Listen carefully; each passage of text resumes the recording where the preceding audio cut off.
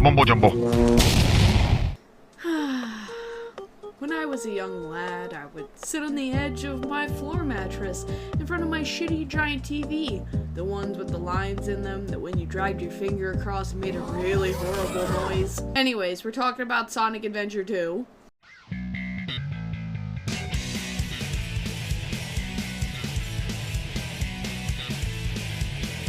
Sonic 2 is an amazing game. It's really hard for me to actually say why I love it without going into all the topics that are going to come later in this video. What I can say is that I have a ton of nostalgia for this game, but I hate when people claim that the only reason something old holds up is because people are nostalgic for it. This way of thinking always discredits other people's feelings just because they played it as a kid. If someone still likes something they liked as a kid, why can't they think it's amazing? To me, nostalgia can add to my love, but it certainly isn't why I love things. For example, I had nostalgia for shitty Wii games, but I would never call any of those my favorite games. I wouldn't even call them good. I played this game a lot as a kid, and replaying it for this video, it still holds up incredibly well, and just makes me so excited. I feel this way about a lot of games, like Animal Crossing for the GameCube, and The Legend of Zelda Majora's Mask, which was my favorite game of all time. Sonic Adventure 2 is so fun, and it has tons to do, extra missions, play with the Chow in the Chow Garden, shoot shit, smash into shit, run fast, go treasure hunting, the list goes on. It's super fun to play. All the variety and incentive from medal gathering makes for an amazing experience to me, and you don't have to worry, I'll be addressing all this fun stuff throughout the video. I'd also like to add that Sonic Adventure 2 was literally one of the first GameCube games I ever owned. Like, when we first got a GameCube, I literally got Sonic Adventure 2, and I was just like floored because I was like, oh my god, this game is awesome. So like, Sonic Adventure 2 holds a really special place in my heart, and every time I play this game, it's so fun, and like, it just feels like I'm completing something, especially with the Chow Garden, which I'm going to get into later. The Chow Garden is such a great incentive to continue playing and replaying levels and getting medals, because the more medals you get, the more shit you unlock in the Chow Garden. It's like, yeah, of course I want to take care of my Chow, are you fucking crazy? So anyways, we're gonna definitely be talking more about that as this video goes on. And just another point, like, I did want to say, like, when it comes to nostalgia, like, I feel like a lot of people put too much emphasis on how people who are nostalgic are just seeing things through rose-tinted glasses and stuff like that, and I don't really like that. I don't really like that kind of thinking at all. I think it just ruins, like, people's perspectives, and it kind of, like, discredits people, and I don't really like that, so I don't really want, like, any comments about how I'm nostalgic for this game, and so that means I can't actually like it, because to me that is just the stupidest shit I've ever heard. Like, you can be nostalgic for something and know that it's shit, you know what I mean? Anyways, I'm going to address tons of fun stuff in this video, and I hope that you will stick around and listen to me ramble about one of my favorite games for the GameCube.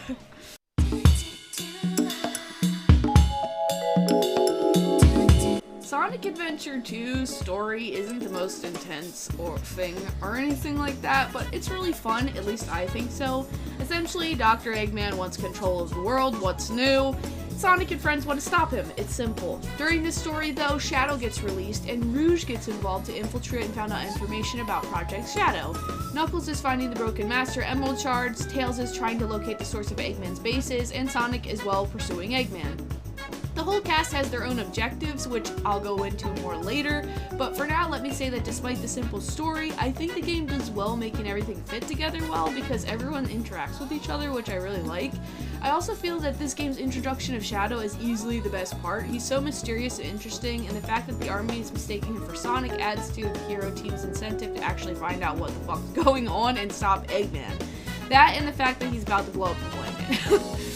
So, Shadow goes through a really cool arc. It's almost like an evil to anti-hero arc in this game, and even Eggman gets to be helpful by the end, which I just find really fun and interesting. As a kid, I never actually got to the end of this game. I only ever played through the dark story and part of the hero story because the dark characters were more interesting to me when I was a child. But, it's really cool that everybody gets to join together by the end of this game and actually, like, form an alliance to defeat a common goal. To go more in depth, if we begin with the dark side, you go through a story of Eggman wanting to live up to his grandfather's legacy. He releases Shadow the Hedgehog from the military storage, and Shadow says that he will grant Eggman a wish. He also addresses him as Master because he's the one who released him, which I find very interesting. Shadow fights V3X Hotshot, and Eggman remarks that his fighting was spectacular. He also states that Shadow is the military's secret weapon. Remember this because it's important. Eggman asks about the wish he was promised, and Shadow mysteriously remarks to bring more Chaos Emeralds, to bring more Chaos Emeralds and meet him on the Space Colony Ark. Meanwhile, Rouge and Knuckles are having a spat over the Master Emerald, and Knuckles speaks about how the Master Emerald can neutralize the Chaos Emeralds, and hey, this is also important, thank you game! Eggman tries to steal it and Knuckles ends up shattering it, which pisses off Rouge to no end. Knuckles states that it kept the emerald safe, and now that it's shattered he can recollect the pieces and reassemble the emerald. Rouge doesn't hear it though and basically says, "I'm going to get what I want," and that she despises people who steal jewels from her. It's also important to note that Rouge does not know Eggman prior to this, as she states, "So that's Dr. Eggman," when she sees him. Eggman then goes back to his secret base and remarks that those idiots will never find it. Yeah, sure, Eggman.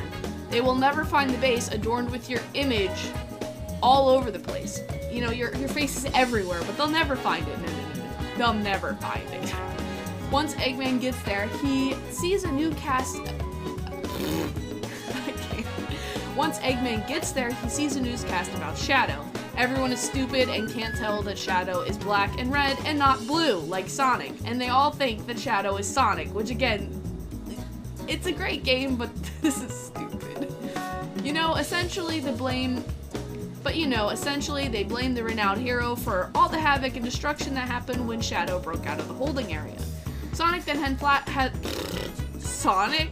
No, Sonic does not have flashbacks to Maria, Shadow does.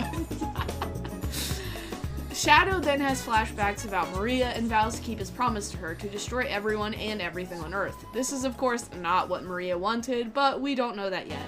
Sonic and Shadow end up having an encounter and Sonic calls him out for his bullshit. Shadow shows off Chaos Control and leaves Sonic to be captured by the military. Back with Rouge, we learn that she's found Eggman's pyramid base and is infiltrating it.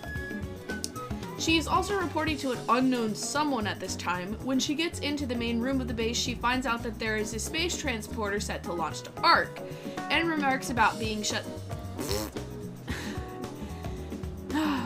She finds out that there is a space transporter set to launch to Ark, and remarks about it being shut down for about 50 years at this point. She takes the info she needs and leaves. At this point, Eggman is on the Ark and locates the central control. He meets with Shadow and they discuss things. Shadow says he will show off what Shadow says he will show off what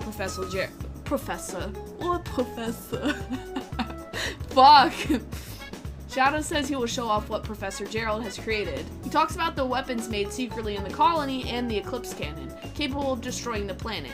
Chaos Emeralds power the Eclipse Cannon, and Eggman wonders if this was his grandfather's legacy. Rouge breaks the two of them up after talking about needing all the emeralds to rule the planet, and basically tells them that they are stupid and it's not that easy. She also says she is willing to help them locate the emeralds. And it's clear that this is a part of her plan to learn more about her mission target. She knows where the emeralds are and is a treasure hunter. She also has one on hand, so they reluctantly agree to let her help. All three of them then move towards the Army's prison island. The plan is to get the emeralds, blow up the island, and leave without anyone knowing. Great, this will definitely work. This doesn't go exactly as planned, however. They run into Amy and Tails, and Eggman fights and fends off Tails, as the other two get their jobs done. After Shadow plants the dynamite, Rouge has gotten all the elusive gems. She gets attacked by R1A Flying Dog. She gets trapped in a cell with the emeralds. Rouge radios Shadow and tells him that she's stuck. The way she speaks and her demeanor causes him to have more flashbacks to Maria. He then decides to go save her. Before he gets to her, he has another confrontation with Sonic. The two fight it out and Shadow remarks that Sonic is the fake one and not him. After this, he proceeds to rescue Rouge as the island blows up after their successful escape. He uses the Chaos Control once more to do this. Again, important. Rouge radios Shadow. I already read that. Don't read the same shit twice, dumbass. Okay, blah blah blah. Okay. Shadow has more memories of Maria resurface. She speaks to him about the Earth, and Shadow replies that the professor's life work is to prove.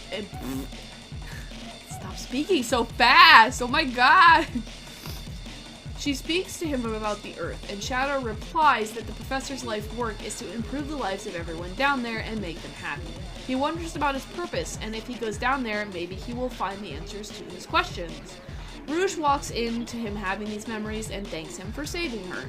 She talks about the chaos control, and he says that he only saved her for the emeralds. She doesn't buy it. I don't either. She says that they have 6 of the 7 emeralds that they need, and Shadow says it's enough for the demonstration. Eggman broadcasts to the Earth that he is Eggman, and basically says, hey yo, I'm gonna blow up your fucking planet, and shoots a hole shoots a huge hole into the moon to get his message across. Hold on, I just choked on my own spit. Eggman broadcasts to the Earth and says that he is Eggman, and basically says, hey yo, I'm Eggman, I'm gonna blow up your planet. And he shoots a hole in the moon to get his message across. Back on the space colony Ark, Eggman berates Rouge, asking where she's been. Shadow says their threat fell on deaf ears, and Rouge mocks Eggman for throwing a kitty tantrum. She brings up poopy shitter fuck. She brings a piece of newspaper that describes how Tails won the emerald as a prize. That does not make sense. That does not make sense. She brings a newspaper, a piece of newspaper. Oh my god.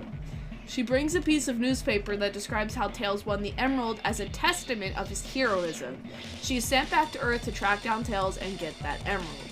After the room is clear, Rouge phones back to her mysterious allies to say that she's getting closer to the information on Project Shadow and report in shortly with a follow-up.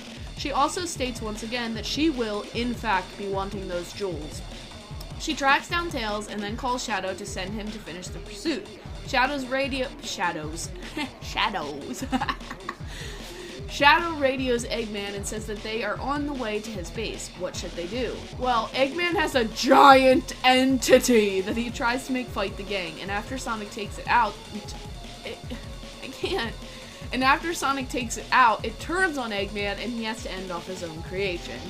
Rouge is taking this time on the space colony by herself and answers a radio from Eggman, basically letting her know that the heroes escaped. She takes this time to look up Project Shadow, and using the password Maria, she finds some insane information that is currently kept from us. Rouge goes out into space to collect more Master Emerald shards and has a confrontation with Knuckles. They fight, and after she almost falls into lava, Knuckles rescues her. Rouge berates him for just wanting to hold her hand because he's a creep.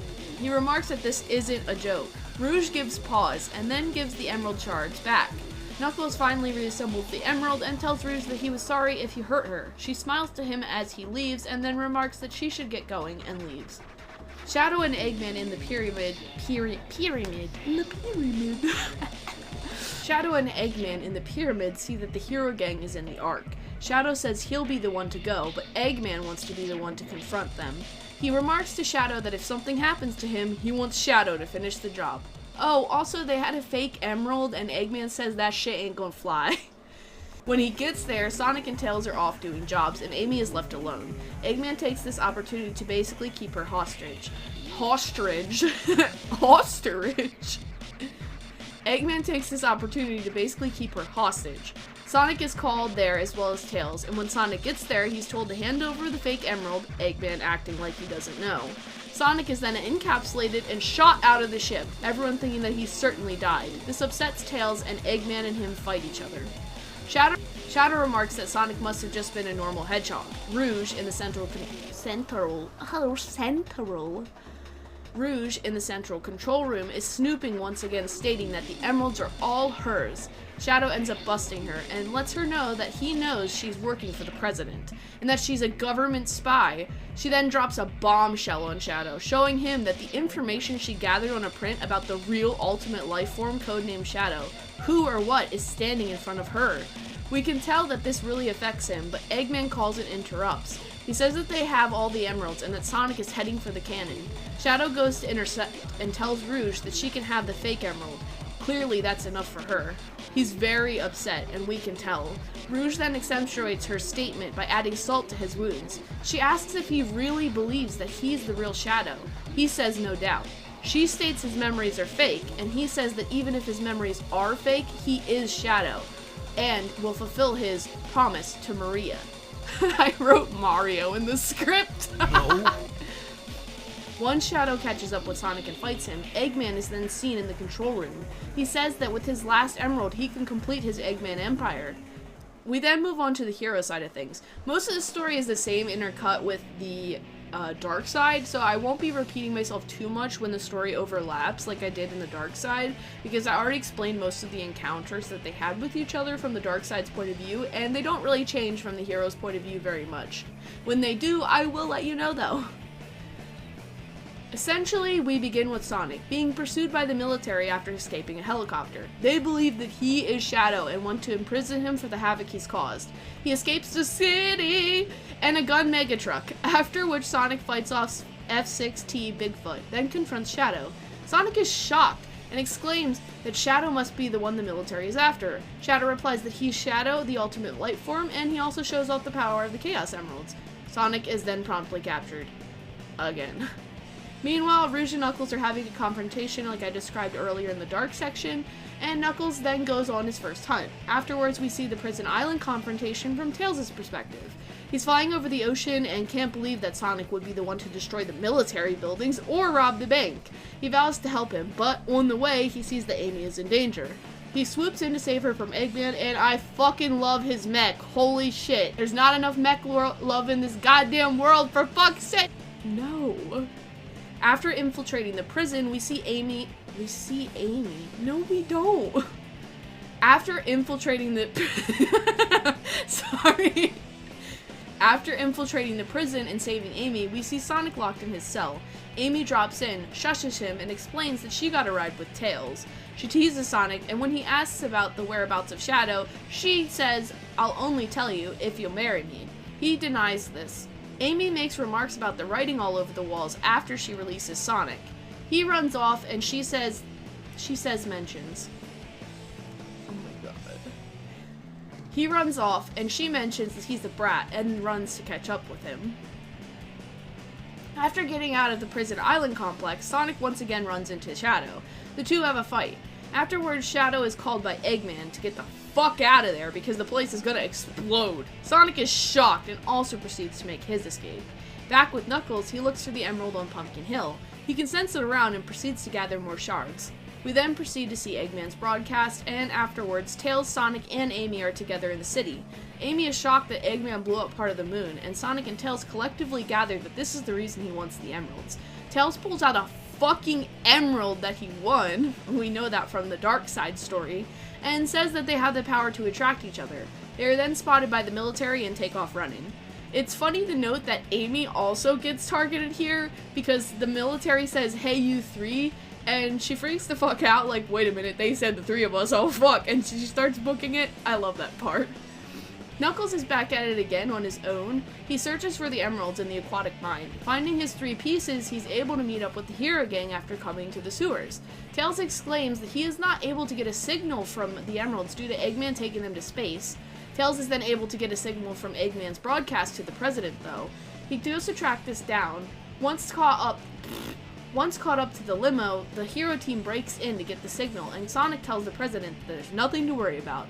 Oh, also, Eggman threatens the president and tells him basically that he wants control of the country, but like, how is threatening the president gonna give you control of the world? I guess with control over a country, you'll then eventually get control over the world, unless obviously this is Sonic's world and not our world, so maybe in Sonic's world, the president controls the entire world and not just one part, but that doesn't make sense either because we clearly see in later cutscenes that there are different types of people in different types of parts of the world. So,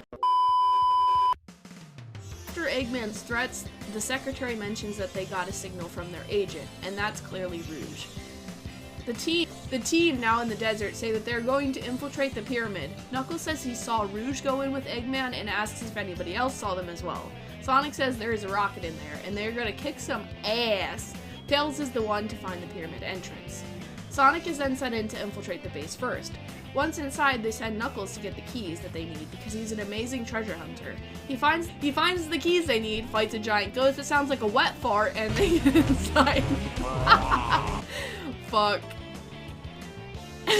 He does, he sounds like a wet fart. The confrontation with the giant robot boss takes place because Eggman isn't having their bullshit.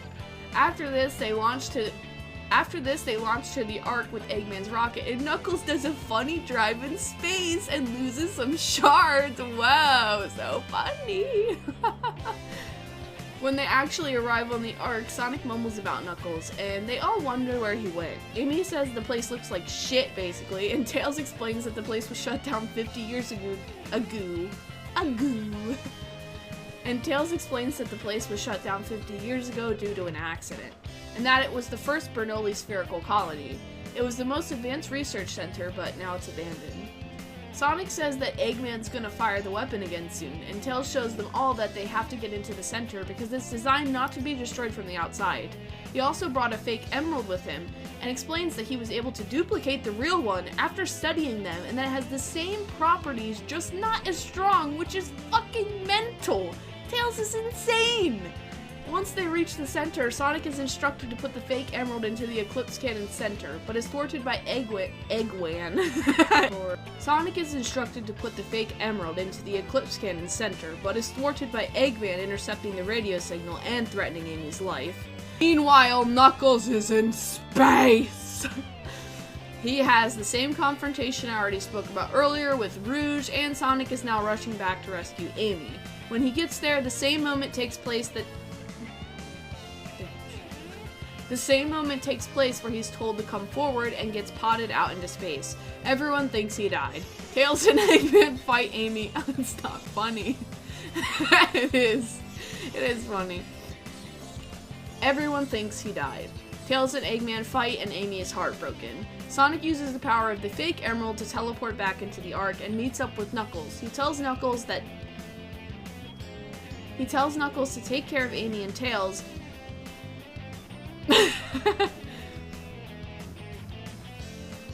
He tells Knuckles to take care of Amy and Tails, and Knuckles wonders where he's going. Sonic is going to get the No, he's not going to get the cannon. He's going to the cannon. Sonic is going to the cannon and slam dunk that emerald right in. Space Jam! He races to the cannon's core and has a final confrontation with Shadow, where he shows off the fake emerald, and Shadow is impressed that he's alive. They fight, and then Sonic is able to destroy that cannon! He also lets Tails and Amy know that he's alive, and is proud of Tails for accomplishing his own goal. We then see Sonic do the most amazing move I've ever seen. Now we can finally merge both stories! Whew, we're almost there. Eggman is confused why the cannon isn't firing, but then sees a message from his grandfather Gerald Robotnik. Everyone realizes that they are doomed. Rouge tells them that she received a message from her boss about the Ark rapidly approaching the Earth.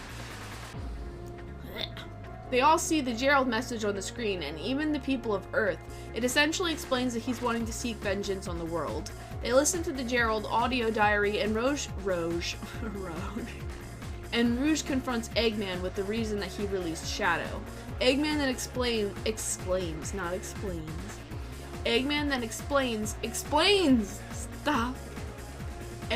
explains that his grandfather is a mad scientist for his plan, and Tails says that they need to stop the colony. Eggman says that they have to stop the energy of the emeralds, and Rouge suggests the Master Emerald. She reminds Knuckles of the emerald's power, and they go to make a plan to go to the core and stop the crash course. Every member works together to infiltrate the cannon's main core, which is fucking awesome, and Amy comes across Shadow. She begs for his help after he remarks that it's too late. She explains that people may be selfish, but they are basically good and never give up on their wishes. They always have a reason to be happy. She begs for him to do it for them, and Shadow finally pieces his full memory of Maria together, realizing that she wants him to be happy and wanted everyone Earth to be happy too. And that is the reason he was brought into the world. She says sayonara, and Shadow whispers about his promise. He says that he will keep it and runs off to meet with Sonic and the others. In the core, Knuckles and Sonic have made it to the Emerald Shrine. Both must proceed forward to get the emerald in place. Suddenly, a giant monster, the real Project Shadow, emerges. It's the Bio-Lizard, the ultimate prototype life form. Shadow comes in and takes over. He says he will take care of the Bio Lizard and that they should take care of the emeralds. Knuckles manages to place and command the emerald to do its duty, and the Bio Lizard is seemingly obliterated. But they ate it. Yeah, they ate the information. They ate the information. But they are then informed that the prototype is merged with the colony and wants to destroy the Earth no matter what. Sonic and Shadow realize what they have to do and turn into Super Saiyans and go out to fight the Arc Bio Lizard. They do a final move to finish off the hybrid, and Shadow remembers his promise. Afterwards, he plummets towards the Earth. Sonic manages to teleport back to the colony, and the Earth is saved. Then there's a little after credits segment where everyone pals around and talks about things. Sonic talks about Shadow, Eggman and Tails talk about Gerald, Rouge says she's going to give up gem hunting and focus on something else now, and Sonic mirrors Maria saying sayonara to Shadow. Finally! That's the story of this game, told pretty much beat by beat, but don't worry, that's not the only thing that this video is about. Oh no, we have much to discuss. But I do think that the story overall is pretty fun, and actually, when I write it out like this, it's a lot more in-depth than you would really realize by just playing the games. The cutscenes in this game are pretty straightforward because that's kind of just how Sega does things. Like, characterization doesn't really have a lot of depth to it, but it does have a lot of fun story beats and some interesting information that does actually characterize everyone and give them certain feelings about certain things. My favorite parts about the story are that Eggman has a lot of feelings towards his grandfather, and I really like the way that they handle Shadow, obviously. We're going to be talking more about that in the character segment, so let's move on to that now, shall we?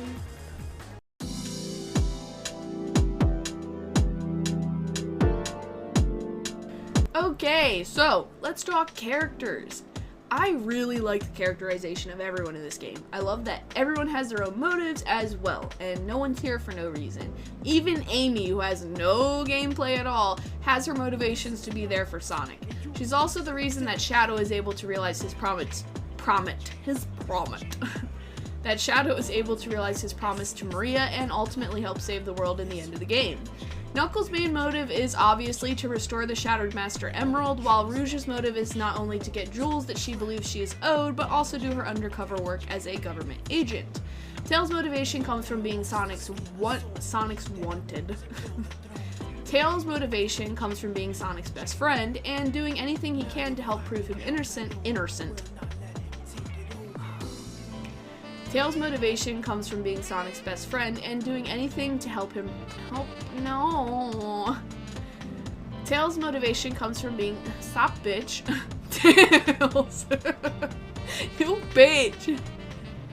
Tails' motivation comes from being Sonic's best friend and doing anything to help I can't. Oh my god. Tails' motivation comes from being Sonic's best friend and doing anything to help prove him innocent as well as prove himself. Sonic wants to stop Eggman. Eggman himself wants to follow in his grandfather's legacy and finish what he started until realizing that what he started is going too far. I like that every character is well themed and has music and stages that suit them. I'll get more to the music shortly because it's hands down my favorite part of the game. But the theming itself is really awesome. We see a lot of repeated themes because obviously the stories are intertwined and not one level. We see a lot of repeated themes because obviously the stories are intertwined with each other, but not one level feels the same. And the atmospheres that are created are all unique to each character, which is really good.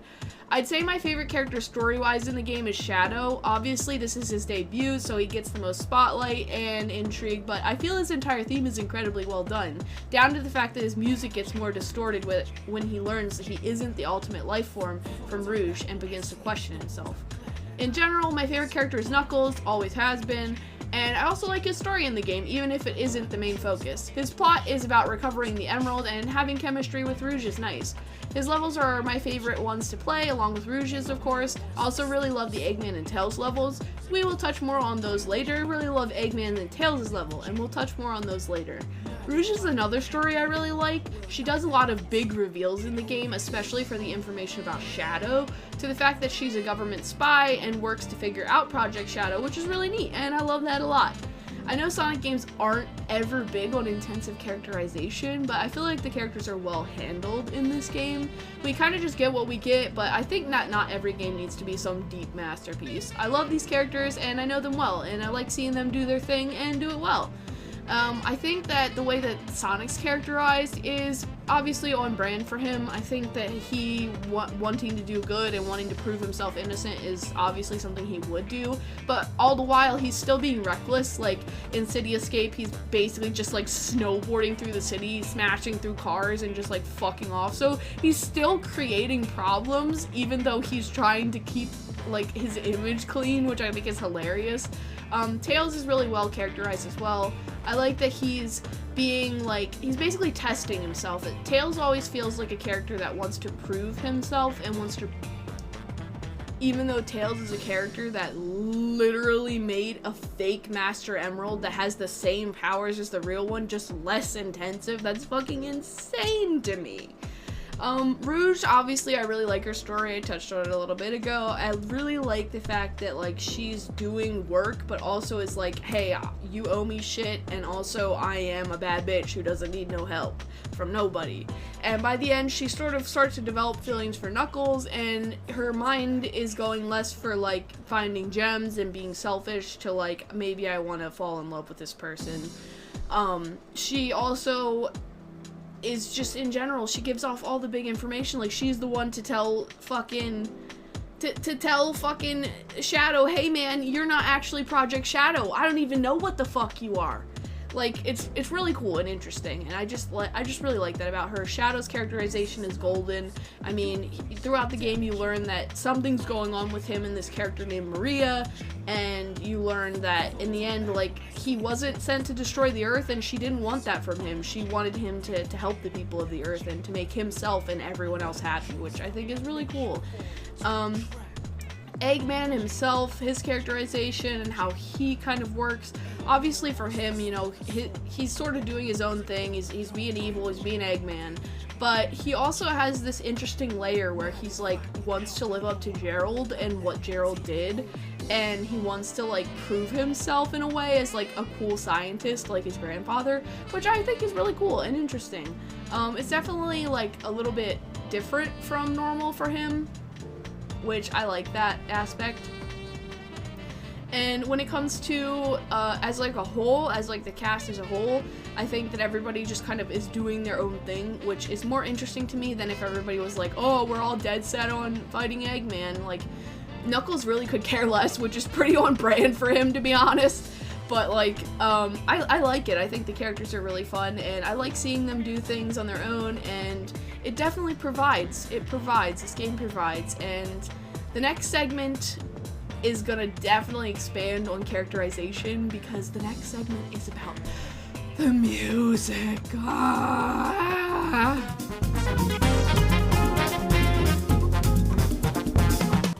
The music in this game is so fucking good. Am I? Yeah, I'm good. Okay. The music in this goddamn game is so fucking good. Holy shit. Okay, so my favorite thing about this game is its fucking insane soundtrack, and not only is it badass, but each character has different themes of music that go with their mental states, and the levels themes insanely fucking well, and I'm very excited to talk about this because this is literally my favorite part. I seriously cannot recommend the soundtrack for this game enough to anybody. Knuckles gets rap chill out music, and each of his stage is incredibly relaxing. Aquatic Mine is one of the most soothing levels in the game to me, and it's a level that you could literally just like play in the background and just chill in your room to, because it's that good. Pumpkin Hill gives off spooky energy, Meteor Herd is funk to the fucking max, and Death Chamber is literally one of my favorite songs to ever exist in the entire fucking world. I love Death Chamber. It's like sensual and sexy, and like Knuckles is hot, okay? All the Knuckles music suits his personality incredibly well. It's like chill but spicy. It's just like, you know, Knuckles is just a chill dude, so his music goes along with that, and it also goes along with each of his stages, which is incredibly fucking well done. Rouge has music that's straight out of a fucking spy flick. Her music is perfect, and her and Knuckles songs are my favorite in the whole game. Her themes range from relaxing to beautiful in the Dry Lagoon to sneaky and sassy in Lovely Gate 3, and I adore the type of music that they gave her. Oh my god, nothing could have suited her more. Like, they perfectly encapsulated the vibe of just this bad bitch sneaking around doing shit. I can't. I listen to her and Knuckles music all the time. All the time. Literally all the time. I have the entire soundtrack on my computer. Eggman's music is like rock and techno. It's hard to place specifically, but it's really cool to listen to. It's very specific to him. And when I get to his stages, like, when I hear that kind of music that I'm thinking about for him, like, it reminds me of Eggman. Like, it makes me think of him. His music is similar to Tails' music because they're both tech people, but his has a harder edge to it, whereas Tails' music has this more, like, lighter tone to, like, an upbeat kind of feeling. It's still badass, but it has this, like, more, like, I'm young and trying to prove myself, whereas Eggman's theme is, like, I'm a bad bitch, and I already know that I'm a bad bitch. It kind of, like, gives him more of, like, an edge to where he has things figured out in a way, whereas Tails gives off this sort of, like, more naivety to his music. Sonic's music is free, completely free as a bird. It's badass, but it's fast, and it is in line for him. Like, you hear the music and you're like, yeah, that's Sonic's music. I mean, literally, City Escape is iconic. Everybody knows that fucking song. Everybody memes about that fucking song. But I'm fond of his music. It's not my favorite music in the game. In fact, I'd say that Sonic's music is my least favorite of all the music that's in the game, but that doesn't mean that it's bad, because it isn't. All the music in this game is completely fucking fire. I really like Final Rush as well, and speaking of fire, Amy's tune, My Sweet Passion, is also really fun to hear. You don't hear it much because Amy's not really on screen much, and she doesn't really do much, but it's cute when you do get a chance to hear it, and it's a good song. Lastly, Shadow's music. Fuck. I love Shadow's music. They are grunge, metallic tech music. It's fucking nasty. Like, it evokes brooding and confusion and just this sense of piousness. He's so hell-bent on what he is doing that the music just reflects that. White Jungle has some of my favorite music, as well as Final Chase, which is the music that plays right after he gets the news from Rouge about the truth. His music goes haywire, and it's almost like he can't function anymore because he's entered a broken state of mind. Like, that music is completely glitchy and just messed up. It's like it can't get through his conscious anymore. It's awesome. If I had to rank my favorite song sets in order, so this would be like their entire set of songs that is from their levels, completely focused on them as a person. So not just one song, not ranking each song in order, but if I had to rank their entire set of music for that character, it would be Rouge, then Knuckles, then Shadow, then Eggman, then Tails, and lastly would be Sonic. I highly recommend the music in this game. I highly recommend the music in this game. Honorable mention to Knuckles' theme from Sonic Adventure 1 because I sing it anytime I fucking hear it. I know it's not from this game, but please go listen to Knuckles' original theme, not the remix from this game, because the original theme wins out over the remix. I'm sorry, but it does. It's so good. Oh my god, it's so fucking good. So yeah, every fucking song in this game, oh my god, every song in this game is so good, and it matches the tone of each and every person in the game, and it really, really, like, it fits them so well. Like, the music team for this game, like, I don't know what the fuck they were doing, but they were doing something right. Like, they sat down and they figured out what song would go well with each character, and they did that. And not only that, but then they figured out which song would go well with each level to convey different sense of emotion and different sense of what's actually going on.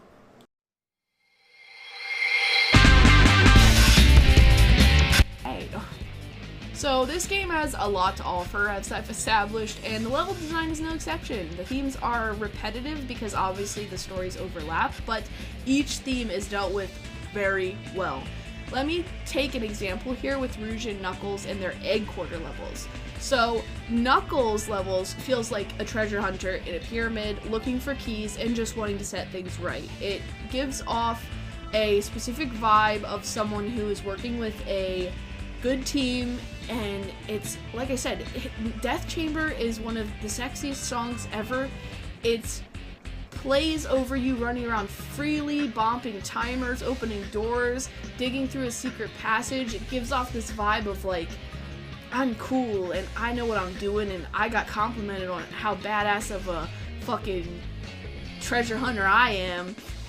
Whereas Rouge, on the other hand, is in the exact same situation, the exact same setup with these 3 different areas in this triangular shape that are color-coded, red, green, and blue, but in her version of the level, it's wildly different. There's no ghosts present. They aren't a main threat to her. Instead, it's these beetle bots that are on the prowl for any intruders. And she's not desperate to set things right. She's in full control.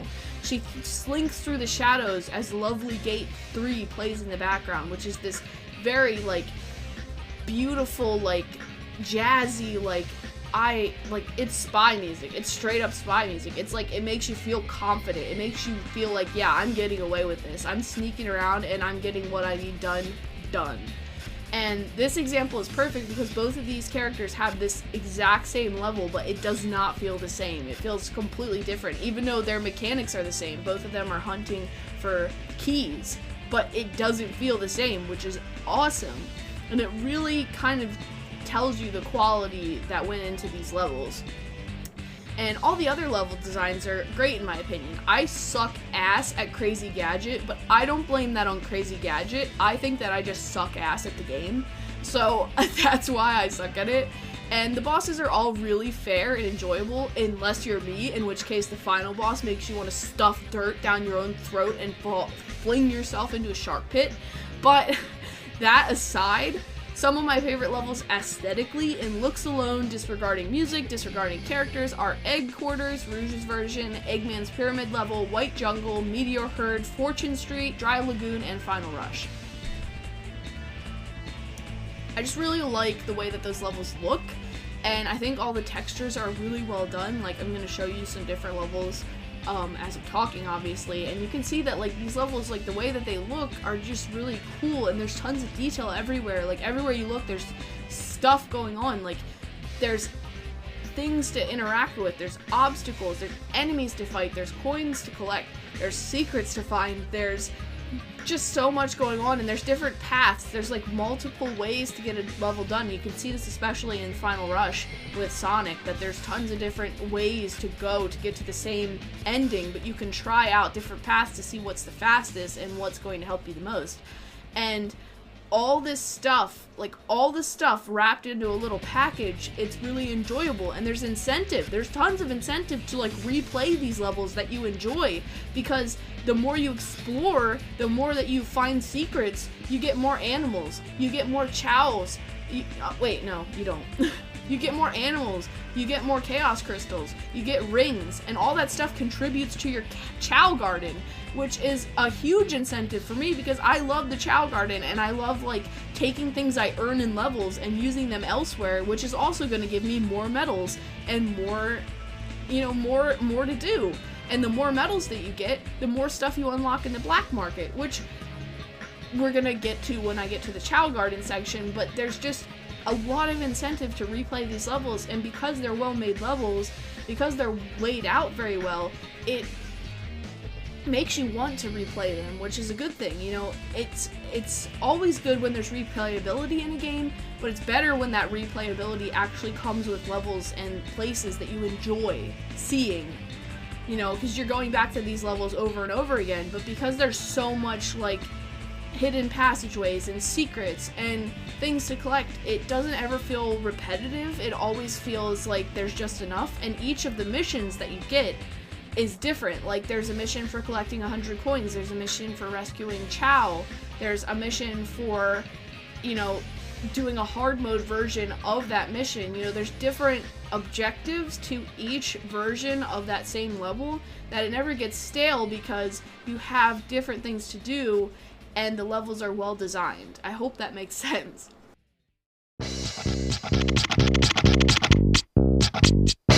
Chapter 6, Chow Garden. Chow Garden. One of the best things ever made. I don't understand how they never brought this concept back. Like, I'm not big on mobile games, but like Sega, there's ripe potential here to like have just like a Chow like idle game or something. Chow Gardens is great. It's a fun incentive to gather animals, crystals, rings. You can raise these cute little fellas and compete in races, karate, send them to school to learn cute skills, and even just hang around with them in general. And there's so many combinations of Chow. Holy shit. So, depending on what skills you raise in your Chow can become certain types when they evolve from a child to an adult. So there's flying Chow, there's swimming Chow, there's power Chow, and there's running Chow. And each of them have different ways that they look. And depending on who you raise them as, either a dark character or a hero character, that also affects how they'll look when they grow older. So they can be a dark Chow, they can be a neutral Chow, or they can be a hero Chow. And depending on how you raise them and what stats you raise them as, they'll look different when they grow older. And you can also give them animals.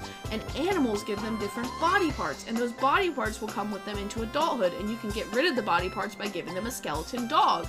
You can also get rid of their legs by giving them a bat. And you can also give them fucking...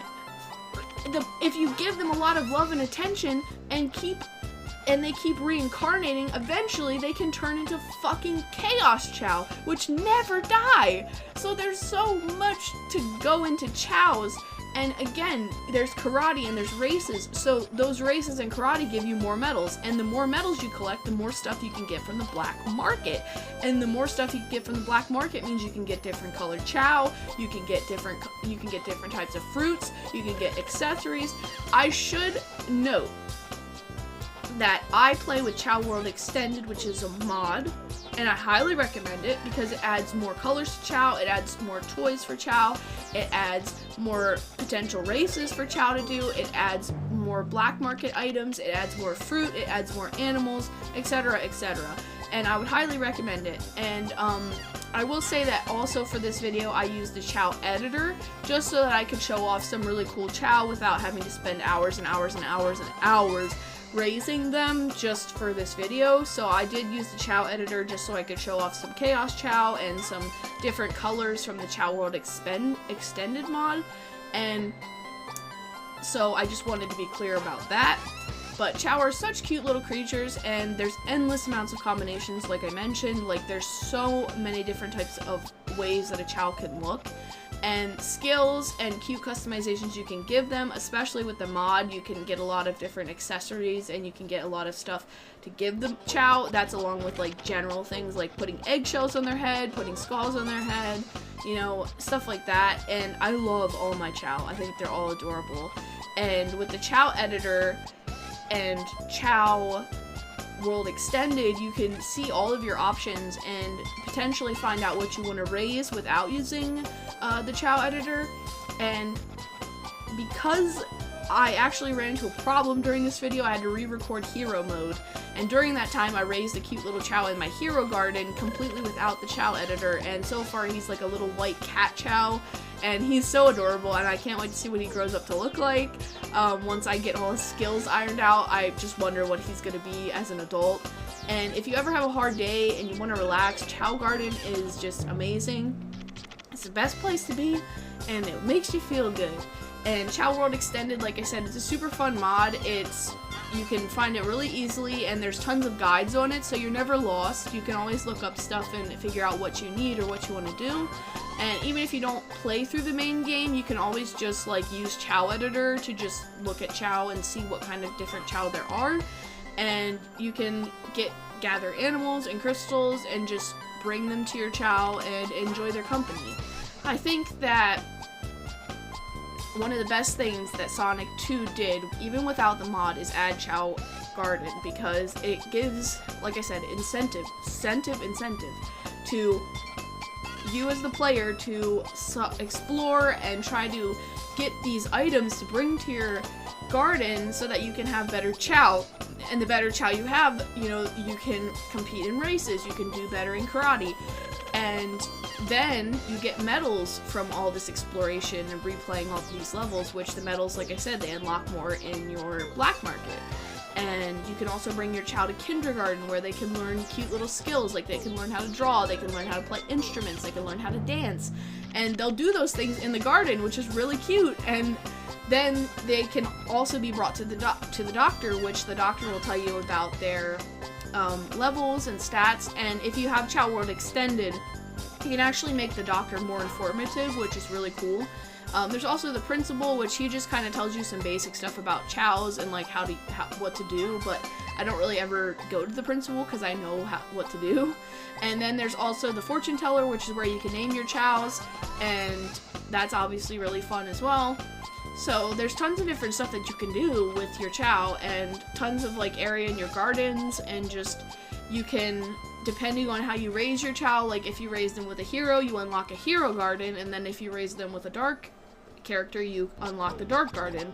And both of these gardens have different themes, and you don't necessarily have to put your dark or hero Chow in these gardens. You can put any Chow in any garden, but it's just like cute new themes for your Chow, like gardens in general, and it gives you more slots for Chow like raising, because I think each garden has about 8 slots for raising a Chow. And I think Chow are adorable, and I also have a Chow, and this is my adorable little Chow who has a clip of my husband on his head. And so yeah, I just think in general, like, Chow Gardens are a really, really good addition to this game, and some of my favorite Chow are the flying type Chow. I like that they look like knights from the game Knights, which is another Sega game, and I really like the power Chow because I like their patterning that they get when they turn into adults. And when it comes to hero and dark Chow, I can't really pick a favorite because I think they're both cute in their own right, and I like how they look. And some of the Chow that are in the races as well are really cute. Like, there's this little fella from the challenge races that I just think is adorable, and there's another set of Chow that are the cockroach Chow, I think that's what they're called, and they have little green antennas from the dragon animal, and I think they're so cute. Like, I just love them. And here are all my Chow that I have as well. I'm just going to show them off for you. These are all my Chow that I have, and again, some of these were made with the Chow editor, so they're not legitimately made, but you can actually make all of these Chow using Chow World Extended without editing at all. So that's important to note. You can use the Chow World Extended mod and get all these Chow. So it's just really cool, and I really love Chow a lot, and I think that Chow Gardens is a great concept, and I wish they would bring it back because they could do so much more with this. They already did a ton or two, but there's like endless possibilities. Like, I can think of an entire Chow game right off the top of my head. So yeah, Chow Garden, amazing. It gives such incentive to the rest of the game, which then adds to the great level design and the great characters, and that just boils into a pot of hot soup that I want to take a big old bite out of.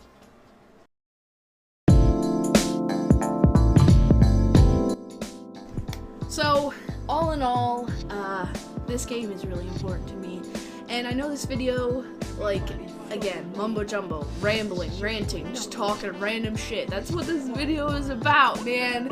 And I just wanted to talk about Sonic 2 because I love Sonic 2 and I wanted to make a video about it. I wanted to talk about it. I wanted to just ramble about it because that's what I do best. And Mumbo Jumbo felt like a great series to just make and be like, yeah, I'm going to talk about shit I like, and it doesn't have to make sense because it makes sense to me, and that's what's important.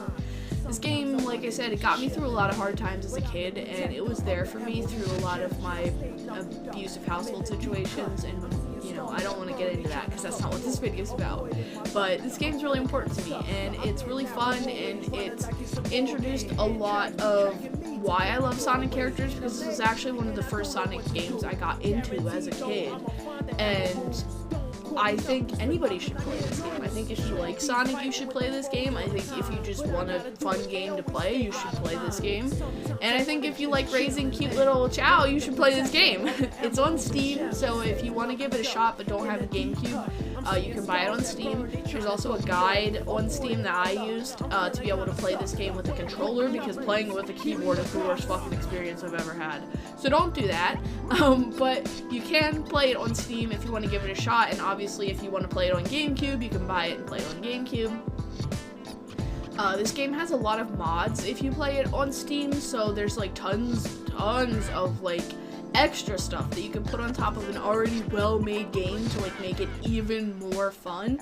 I don't know about all the mods that are outside of the Chow specific ones, but I do know there's plenty of Chow Gardens mods specifically, like Chow World Extended, the Chow Editor.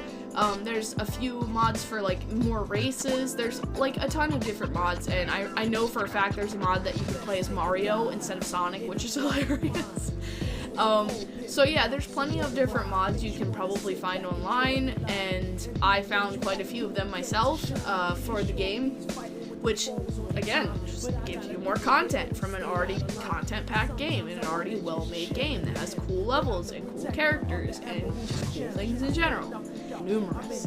To share with you some notes that I took while I was playing, just so you can kind of see like what I was thinking. And so some of my notes include that Rouge and Knuckles levels are my favorite, and it's cool how even though there are similar mechanics, levels feel different. Knuckles levels manage to make you feel like an emerald hunter who wants to piece the master emerald together, while Rouge levels make you feel like a sneaky agent who's on a mission. I wrote that it's really great great stuff, and music and atmosphere make it go together well. Eggman levels have a great knack for feeling calculated and tactical. I appreciate the stage variety, but kart racing controls are kinda shit. Rouge levels in order from favorite to least are Egg Quarters, Dry Lagoon, Mad Space, and Kart level. Cosmic Wall is like an on-rails shooter at a theme park, and I love it. Fuck Sonic's Crazy Gadget level. Chow Garden Expanded mod is amazing. Chow Garden Editor is also a great tool for seeing all the different types of Chow. Chow have so much variety, and I want to talk about it. My favorite levels are Treasure Hunter levels. I want to go back and play through all the levels and get a cleaner picture on the whole game. Want to talk about how amazing the music is. Want to talk about how insane the music is. Knuckles level Aquatic Mine is seriously one of the most relaxing levels ever, and the atmosphere is amazing. I had so much fun with the editor that I wanted to raise a Chow normally. The only mod being used is the Chow World Extended, and also the Give More from Chow tubes as well. My fave music is Rouge levels, Knuckles levels, Shadow levels, Eggman levels, Tails levels, and then Sonic levels, which is the same as the ranking I gave earlier. I'm the worst at Sonic levels, oh my fucking god. I also suck at Shadow levels. This game loves sending you at top speeds right into enemies. The final boss sucks. Ring collecting levels are fun. I love the music and challenge race. Wanted to show off the theoretical max level Chow, Chaos Chow in races. The ghost bow sounds like a wet fart. Then when Sonic changes direction in Crazy Gadget, it's not very good. I think a better example of this is Mario Galaxy. I never had a problem with that. So those are all the notes I took that I just kind of wanted to mention, because I didn't get to say everything during this video, because like I said, some of it was scripted and some of it was just off of my head. So because of that, like some of it just didn't come off, you know, some of it just didn't come out when I was in those ranting sections. But all those notes are fair points, and just you know, fester on those for a little bit, because the Mario Galaxy point is a very good one. Mario Galaxy has really great controls when it comes to changing angles and changing how you're set, and Sonic Adventure 2 Crazy Gadget does not have that at all, and neither do kart levels. Kart levels in this game suck ass. But that is all. That is everything I wanted to say about Cat. Can you stop scratching in the litter box? Please. That is everything that I wanted to say about Sonic Adventure 2, and again, all in all, I really love this game. I think it's amazing, and thank you so much for listening to me rant about it. I'm not very good at these scripted videos, as you can clearly tell, but I do like making these videos where I get to talk about things. It's sort of like when I made my 50 subscriber special about how I make videos. I like making these more like specific videos to specific topics, but I don't like to do them that much because they take a lot of time.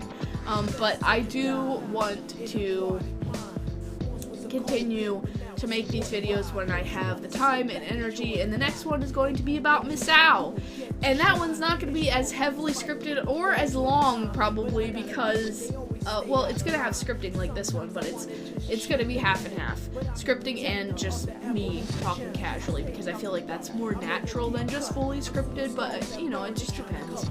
But yeah, the next one's going to be Misao, and we're going to be talking about the differences and what I like and what I don't like about Misao the original and Misao the remake. So thank you guys so much for watching this video, and I hope you enjoyed looking at my model of my OC. His name is Blush, and he's an echidna. And I hope that this video was just entertaining or interesting to listen to in general, because yes, I love Sonic. So thank you guys so much for watching. I want you all to stay groovy, and I will see you in the next one. Bye-bye! Here I come, rougher than the rest of them, the best of them, tougher than leather. You can call me Knuckles, unlike Sonic, I don't chuckle. I'd rather flex my muscle, I'm hard as nails, it ain't hard to tell. I break them down whether they solid or frail.